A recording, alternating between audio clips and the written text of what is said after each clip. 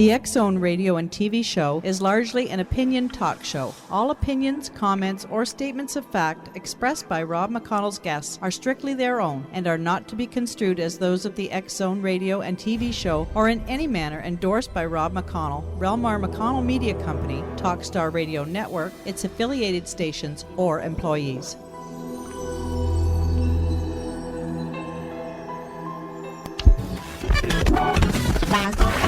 All Hit Radio.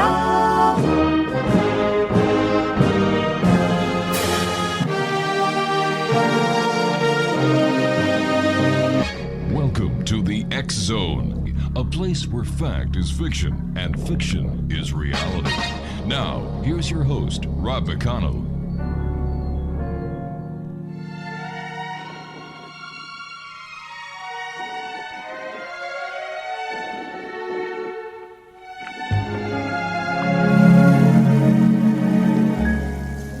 Chipmunks roasting on an open fire, hot sauce dripping from their toes. Yuletide squirrels, fresh filleted by the choir. They poked hot skewers through their nose.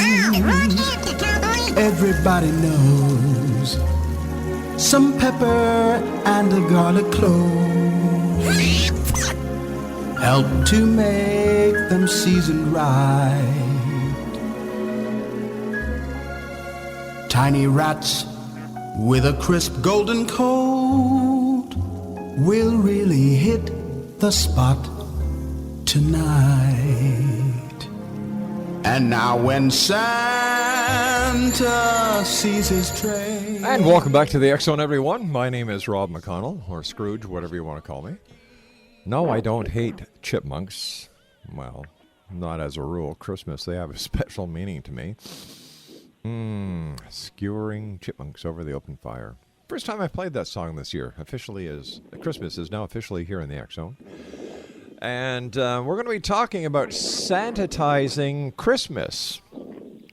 Tell me, have you been bit by the Christmas spirit yet? Well, apparently millions and millions and millions of you already have, because you're spending money left, right, and center. You know, you're buying Tommy this, Sally that. You're putting money away for this, putting away money for that. And come Christmas Day, all your planning that has taken you 364 days of the year to plan. Well, guess what, gang? It's all done and over with in 5 minutes. That's how long it takes the average family to open up all their gifts. Joining me this hour is a lady who's going to be talking to us about why Christmas turns people into Scrooges. Robin Main is her name. And we're going to be talking to Robin, who spent more than 10 years studying everything about Christmas. She knows every tradition and its origin. She can differentiate between the fact and fiction, secular and religious. She's even studied how Christmas impacts our culture. And all of those before us. Joining me now is Robin Main. And Robin, Merry Christmas! Well, Merry Christmas to you, too. Bah, humbug. I swear Christmas was invented by bankers and people who love looking at FICO scores. But where do you think society went wrong with Christmas? Before I get you to answer that, Christmas to me was always the family gathering together, the smell of turkey in the air, the anticipation of Santa Claus coming down a chimney that we never had. So where did we go wrong in later day when we now look for Santa Claus, who doesn't apparently, according to one kid I talked to yesterday, doesn't use reindeers anymore. He uses a UFO. What's wrong with society? Well, we've kind of lost it, haven't we? Actually, from the very beginning, Christmas has been exactly how it is now. We keep on looking back to that ideal Christmas, and it actually never existed. It was made up. It was made up? It was, in the minds of men. You ever hear of Charles Dickens and Washington Irving? Well, certainly. They literally went Christmas in the early 19th century. It was a carnival Christmas at that time. It actually was more, New Year's Eve was more played up and New Year's Day, but Christmas was a carnival-like celebration. And in the early 19th century, they Santa-Tized it, if I could use that term. They changed it from a communal kind of rowdy celebration, like a modern-day Mardi Gras, into this very domestic, child-centered Christmas with all the Victorian values that go with it. Not to mention all the money that they were going to make selling merchandise and books. Well, the first guy who promoted Old St. Nick, he was a merchant. You ever hear of John? John who? Have you heard of John? John Petard is his name. Oh, and he was a head of the New York Historical Society. All of the American Christmas that we know today that's kind of been exported throughout the world, he's the first guy who promoted St. Nick. All right, stand by. You and I have to take a 2-minute commercial break. We'll be back on the other side talking about Santa-Tizing Christmas. My name is Rob McConnell. Robin Main is our special guest. We'll be back in 2 minutes. Don't go away. Tonight. And now when Santa sees his train, there'll be some homemade chipmunk jerky. Great.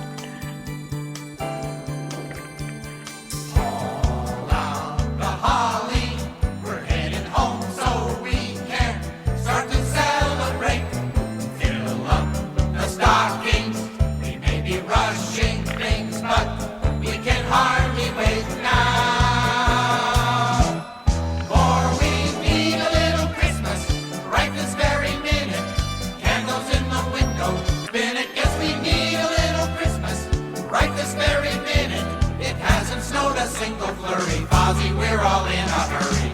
All out the holly. Turn on the brightest string of lights we've ever seen. Slice up the fruitcake. It's time we hung some tinsel on that evergreen bough. For we need a little music, need a little laughter, need a little singing, ringing through the rafter, and we need a little snapping. Happy ever after, we need a little Christmas now. All right, now, somebody get these Muppets out of the studio. Every time they're in here, I've got frog imprints all over the place, and the big yellow bird keeps on molting. Guys, no more Muppets in the studio. 1-877-528-8255 is toll-free throughout the U.S., Canada, Alaska, and Hawaii. This is the X Zone. My special guest is Robin Main, and we're talking about Santa-Tizing Christmas. So basically, Christmas is all a bunch of hooey? Well, of course it's not, but there's a reason why we can't live up to perfection, because that perfection never existed. That's what I'm trying to say. Oh, I see. By the way, we just received notification from the newsroom that it is official. There will be no mangers or nativity scenes in Washington, D.C. this year or in Ottawa because they can't find 3 wise men or any virgins. That's good. But you know what? The Christmas spirit has been duped by the merchant Christmas. It's about money these Correct. days. It's not about love. It's not about family unity. It's not about togetherness. It's all about who gets what, and let's see if I can get more this year than I did last year. Correct. Why? Why? Why? Well, it's in the Christmas's DNA, actually. If you track Christmas, it goes beyond the Middle Ages. It goes actually all the way back into Babylon. Mm-hmm. And if you do your research, which in my book I detailed this. Basically, Babylon, it had 3 different characteristics when it used the term Chaldea. And the first thing was it was a place of sorcery, and that what I mean by that is a place of manipulation. And don't the merchants manipulate us during this season? Big time. I think big time. And also it was also a place for sun god worship, and on all the ancient sun gods were worshipped on the ancient winter solstice, which was before the Roman shift in time. That was December 25th, the winter solstice. And then the third thing that this place of Chaldea is it was called the land of the merchants. So basically, it's always been there. We want to say we want it to be like it used to be, how it always was, but that reality never really existed. It's illusion. It's nostalgia. Exo Nation, my guest Robin Main has sifted through the sands of time to discover hidden facts about Christmas, through which she authored Santa-Tizing, What's Wrong with Christmas and How Do I Clean It Up? Having researched everything in Christmas for over the past 10 years, Robin has been called a world expert on Christmas. She specializes in the history of Christmas and Christmas controversies. For example, the purported war on Christmas. Robin is a Christian who no longer celebrates Christmas and is one who enjoys provoking thought as well as promoting personal liberty. Her website is www.santa-tizing.com. That's www.santa-tizing.com. A Christian that doesn't celebrate Christmas, how do you get away with that? Well, it's not easy. You stick out. But, if you feel convicted enough about something personally, it's just a personal choice of mine. Because when I started doing all this investigation, I really saw what it was, and I just said, I'm done. What was the turning point in your research that, to you, was the breaking point that says, that's it, no more? Well, when me as a Christian, let me take you from that point of view, is, we kept on saying it's Jesus' birthday, which fact is that, yes, Jesus was born, I believe, but not on December 25th. That was... Well, the Catholic Encyclopedia literally credits, there was a sun god that they imported from Persia called Mithra during in the 4th century when Christmas was created. This sun god, the Catholic Encyclopedia literally credits them. The Mithra's Winter Festival, which was the Nativity, as having credit for the December 25th birth date of Jesus. So I was like, okay, for one thing, they're twisting the facts. Yeah. For another thing, I really have a problem with the mixture of it all. But they're saying it's one. But how can they twist that main fact of which the entire Christian faith is built on, that Christ was born on December the 25th? If that is a myth, if that is not true, how can anything else after that be looked as credible? Well, it's just what the Catholic Church did during then. It's the process of assimilation. If they wanted people to join the church, they would say, hey, come join us like a club. Hey, we'll include your stuff with ours. So they really mixed this profane stuff, quote unquote, with supposedly the sacred stuff, right? Mm-hmm. So basically it got mixed up. I'm not saying that there's not good things in the church, because I am a Christian, I am a believer. Right. But I'm into looking at this and saying, let's kind of do away with the hooey, if you will. But how do we know? How do we know then, after that, what is hooey and what is fact? For example, if we're talking about the birth of Christ being December the 25th, but not really on December the 25th, did the 3 wise men actually come? Were there angels in the sky? Did the angel Gabriel actually give the message to the Virgin Mary? Did Jesus walk on water? This puts the entire Bible into under the investigative spotlight. Which I think it should be, and I think the Bible can stand up under it, and you have to, I weigh things by Scripture. Mm-hmm. For instance, the wise men actually were not at the manger. If you look at Matthew 2:11, they came to a house. And if you remember, if you know the Christmas story, Herod killed, what age children? Boys, from 2 and under, right? Mm-hmm. So supposedly he could have been a toddler at that time. And not only were they not at the manger, we don't know how many wise men there were, and they weren't kings as well. Those are all myths that have come through the centuries. But it can't be a myth, because I was at Walmart 3 years ago, and I bought myself a manger kit, and there were 3 wise men there. I know, and this is one of the things I want to bring up is we've been taught, because of human traditions, we've bought into it and we've passed it down generation to generation. We just said, hey, this is the way it is. But I'm saying reality check. Let's do some critical thinking here and really re-examine all this. Because some of the stuff that we are believing as Christians, I'm talking about, Right. is not true. Okay? And that stuff, I think, needs to be sifted through and the bad done away with and keep the good. But if the Bible says it's true, how can it be not true? Well, there was a virgin birth, I believe, but I don't believe it was not on December 25th. In fact, there's ways to find it out if you have the time here. How much time do we have? We've got about 3 minutes until the next commercial. Okay, well, I can tell you two things you can look at. Okay. That could actually pinpoint when he was born. If you look into Luke 2:8, talks about these shepherds abiding by the field at night and Yes. watching over their flock.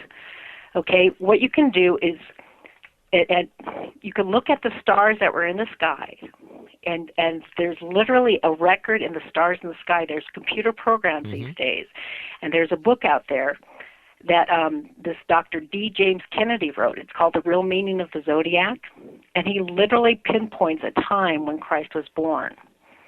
And you can also look in the Bible.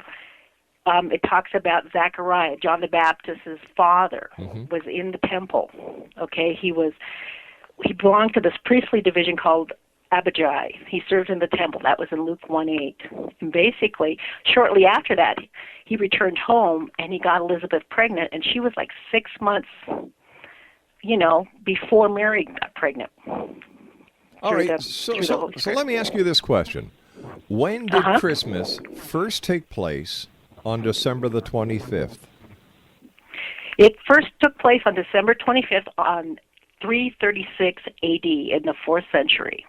For the first 300 years, Christians did not celebrate Christmas. In fact, they thought it was heretical because it was the winter solstice celebration before it was Christmas. No, isn't that strange? Well, it's just history. And history is so often misinterpreted because it's actually manipulated by people who want certain events to happen. And when I look back at the date of December the 25th, it certainly seems that this was part of a marketing ploy by Christians to bring over pagans who celebrated the winter solstice into Christianity. And as it is today, the more members you have in a religion, the stronger your religion is. That's exactly correct. In fact, there was one other reason, too. There were these huge heretical sect. It was called Arianism with an I instead of a Y. And they believed Jesus was solely human. And to placate them, the Catholic Church added this birth celebration, Christmas, at that time in the 4th century. So there's a couple different reasons why they did that.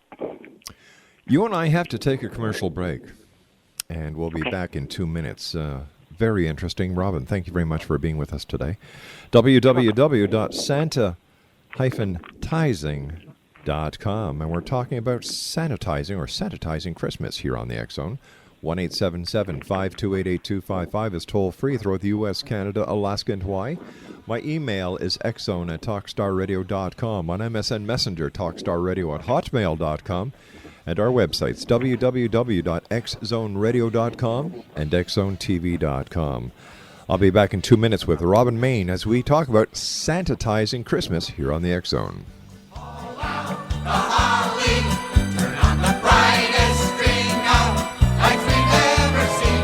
Slice up the fruitcake, it's time we hung some tinsel on that end.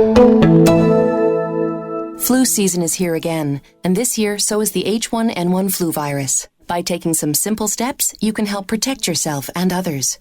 Wash your hands with soap and warm water for at least 20 seconds. Cough and sneeze into your arm, not your hand. Keep common surfaces and items like doorknobs and keyboards disinfected. To find out more, go to fightflu.ca or call 1-800-O-Canada. Knowledge is your best defense. A message from the Public Health Agency of Canada. Flu season is here again, and this year so is the H1N1 flu virus. If you get flu-like symptoms but are otherwise healthy, stay home to avoid infecting others. If you get flu-like symptoms and are pregnant, have underlying health problems, or if your symptoms get worse, contact your health care provider. To find out more, go to fightflu.ca or call 1-800-O-CANADA. Knowledge is your best defense. A message from the Public Health Agency of Canada. All Hit Radio.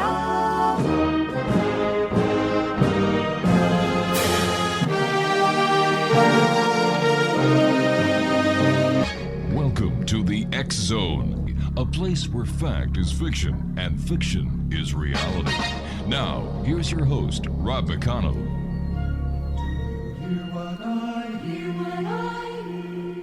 Said the night wind to the little lamb, do you see what I see? Do you see what I see? Way up in the sky, little lamb.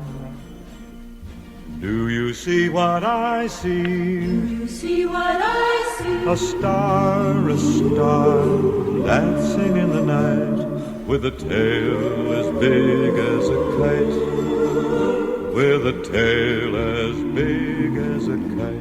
Welcome back to the X Zone, everyone. My name is Rob McConnell, and we are Santa-Tizing Christmas this hour with our special guest, Robin Main. Her website is www.santa-tizing.com.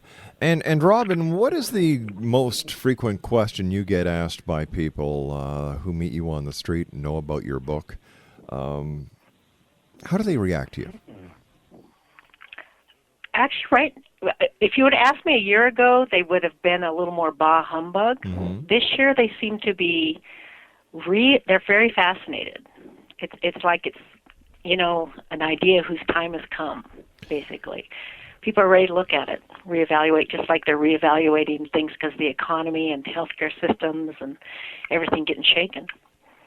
So this is just a huge, it's a juggernaut, literally. Okay. So do we look at the economy today as being the reason that people are turning into Scrooges? That could be one of the reasons, definitely, because giving is always in the heart, correct? Mm-hmm. But being a Scrooge really is more about I believe a Scrooge is more about how you give once a year rather than all the time. Make it a lifestyle. And Christmas, the problem with Christmas, I believe, why Christmas turns people into Scrooges, is that it does teach us to give once a year. Here's the ritual. I do it. I'm done with my obligation.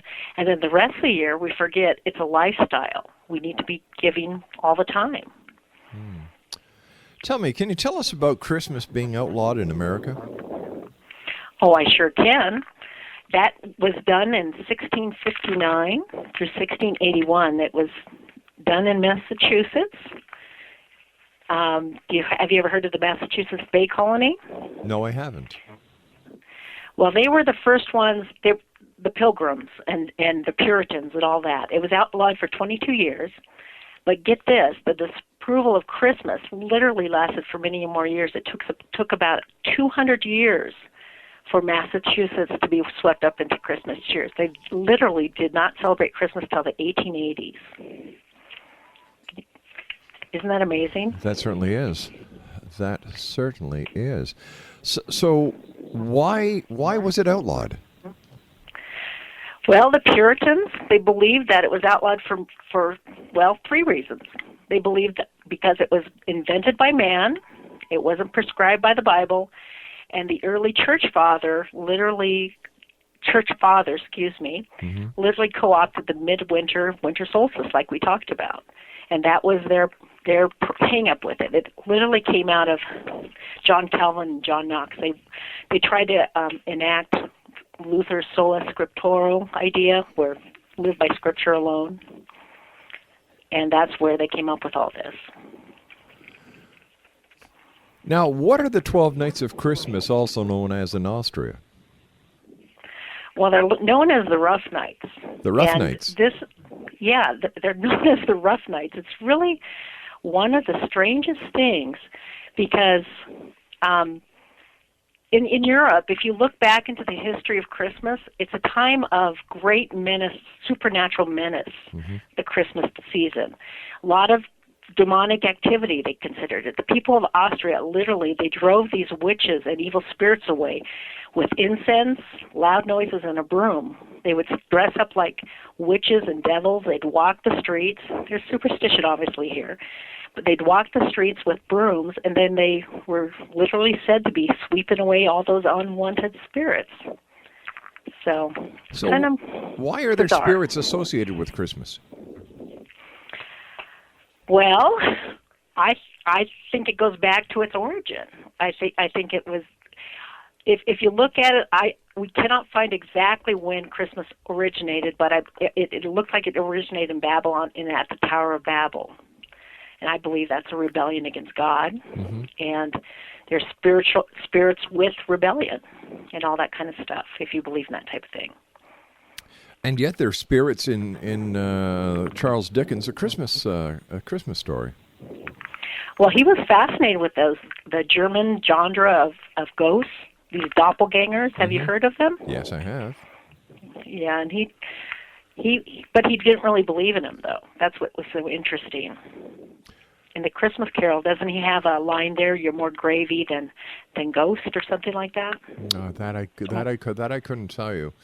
But, you're more gravy than grave. That's what he says. But when you look at the story, A Christmas Carol by Charles Dickens, what it is, it's a very nice story about hope. Yes. You know, that even though you're a Scrooge today, tomorrow you have the opportunity of being that nice person and doing unto others as you would have them do unto you. So. Oh, yes. So why are there people who are hell-bent to cancel Christmas these days? Well, what's happening is with Christmas, we have a secular element, we have a religious element. It always has had this bipolar nature, okay? So when one side of doesn't want to let the other side play their reindeer games, well, the controversy arises, tempers flare, and sometimes those games get canceled. Have you heard of that controversy last year in the state of Washington? With the Christmas tree in the airport? No, then I guess I hadn't. Please tell me about it. Okay, well, basically, they had all these, they put an atheist placard for the winter solstice next to the manger scene in the state capitol building. And well, the Christians got all up in arms, and they got very upset, and they protested. So this year, the state won't even allow any public displays. They only have one holiday tree, and they do call it a holiday tree.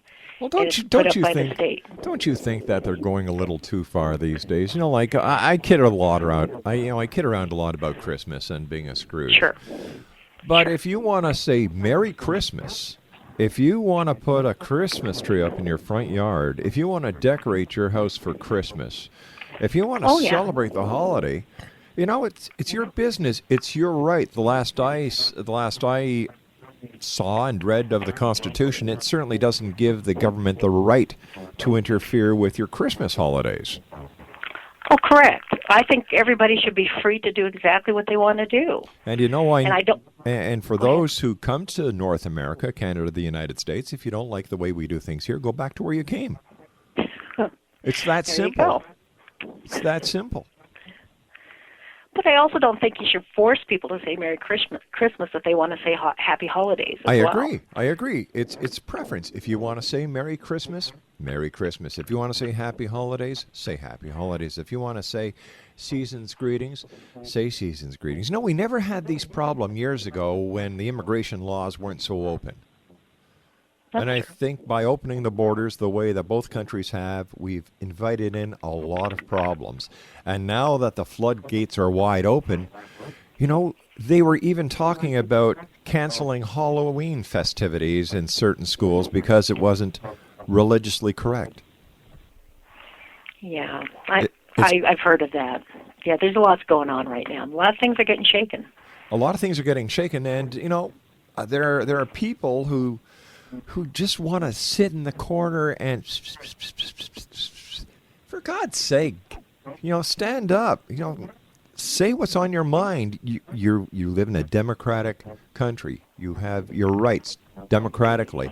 It seems that new people coming into the Americas know their rights more than those who were born in the Americas. And you know what? I say Merry Christmas. I say Happy Easter. I say Gesundheit when somebody sneezes, or God bless you. We've gone too far trying to make everybody politically happy. Correct. I agree with that. And I think you should let your yes be yes, your no be no, Christmas. Exactly. Whatever you want to call it. Exactly.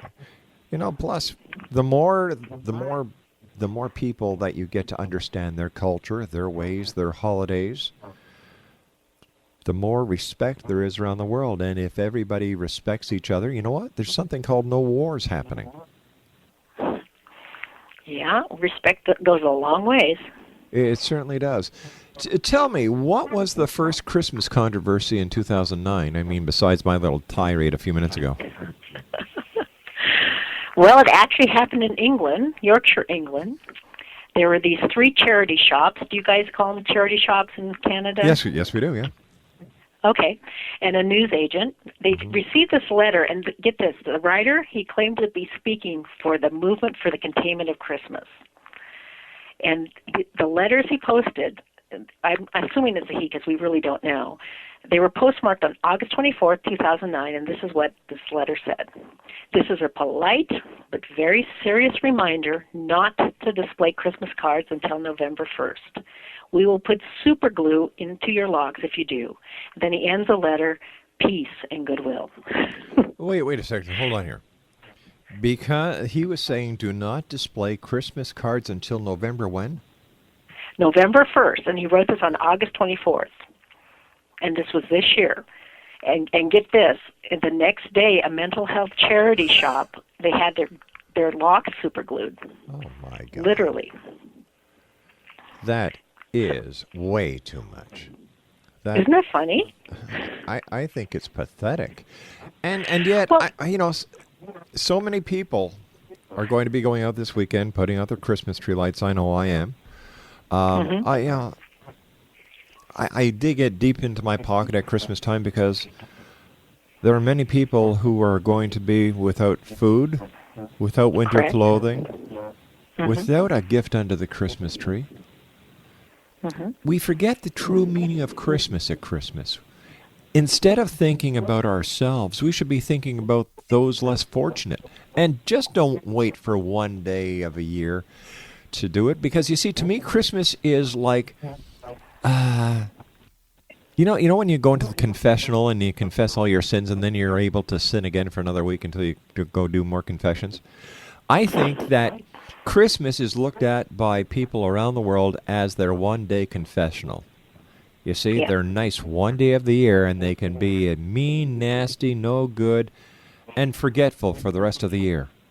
I think that is so wrong. Why can't we think like Christmas every day? And you and I were talking on the commercial break that there is something in the air come Christmas time. Magic, the spirit of Christmas. I don't know what to call it, but I know it's as real as the desk and chair that are in front of me right now. And as I'm talking to you hundreds of miles away, that this is a real feeling. This is a real sense. And if we were able to just keep this going 365 days of the year, can you imagine what a great world this would be? There'd be no more wars. There'd be no more hunger. There'd be no more homeless. There'd be no more unemployed. For God's sake, why don't we put Santa Claus in Washington and Ottawa? That makes sense to me. Good idea. That makes sense to me. But it's all about this Christmas, as I believe, and this is just my own belief, still goes back to December the 25th, when this little child was born to very poor parents in a manger. Whether this is fact, whether this is a story, whatever it is, it has altered history and the way mankind has thought since that day. There have been controversies. There have been wars. There have been great catastrophes and calamities based on it. However, once a year, many people around this world who believe in it reflect on what this event means and the events that have happened because of this event. And I just wish that here in the year 2009 we were able to get our act together and really do what this little child's birth was supposed to do: unite the world, bring us peace, and show that we're all from the same tree. That's very good. I agree that, people just need to treat each other better. Yeah. And that's what we call the Christmas spirit. You and I have to take a 4-minute commercial break. We'll be right back. Robin Main is my very special guest. www.Santa-Tizing.com is her website. And when we come back, we're going to be talking to Robin about the new Christmas Carol movie that she went and saw. My name is Rob McConnell. This is the X Zone, a place where people dare to believe and dare to be heard Monday through Friday from 10 p.m. Eastern until 2 a.m. Eastern, right here on Talkstar. Don't go away. Way up in the sky, little lamb, do you see what I see? Do you see what I see? A star, dancing in the night, with a tail as big.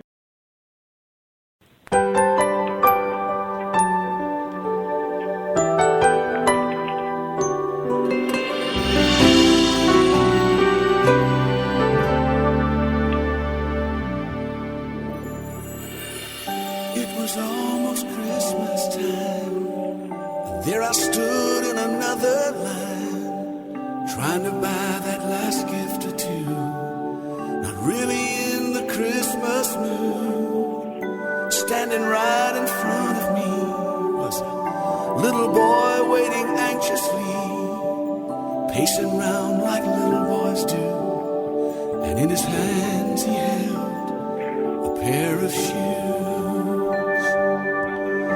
And his clothes were worn and old. Welcome back, everyone. I remember the first time I heard this song. It's called The Christmas Shoes by Bob Carlyle.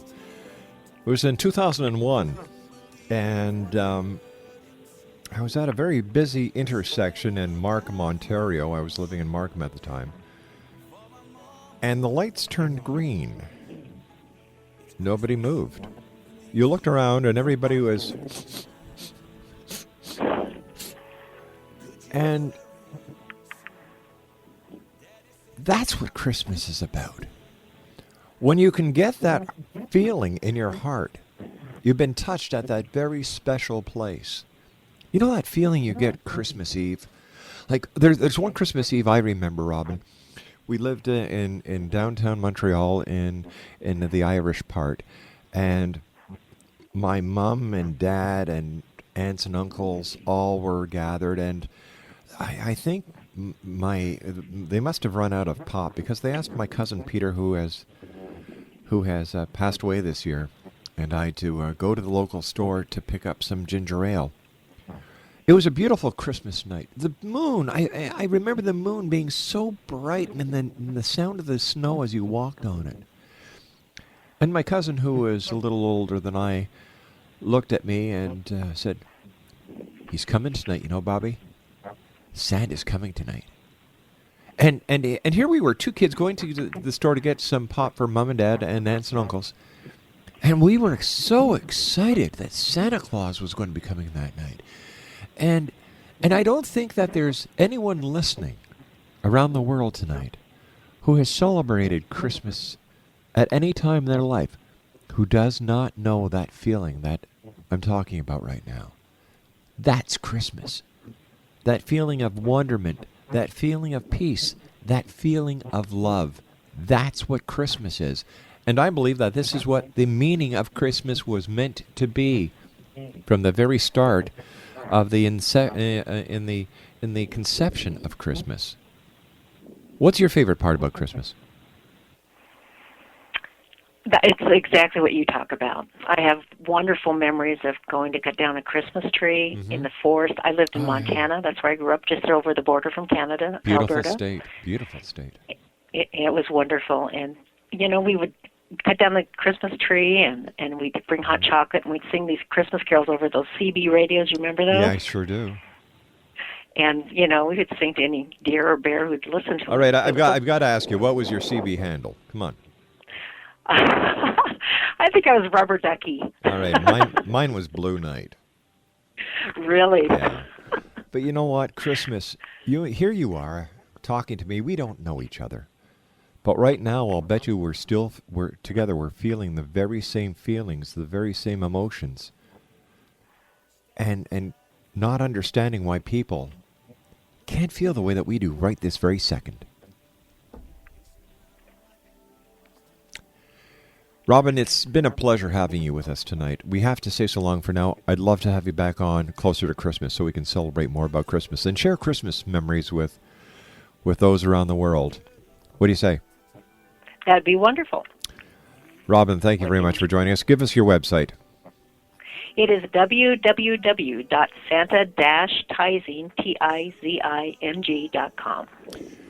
Exo Nation, Robin Main, my guest this hour, and Robin will be back in the future, but right now we have to say so long until the other side of the news at 6.5 minutes past as we continue live and around the world on Talkstar.